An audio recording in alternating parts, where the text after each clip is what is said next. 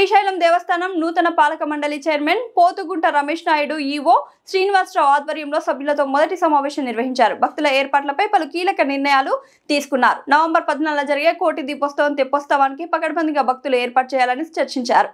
స్వామి అమ్మవార్ల దర్శనానికి ఎటువంటి ఇబ్బందులు కలగకుండా చూడాలని సభ్యులతో సమీక్ష సమావేశం నిర్వహించారు.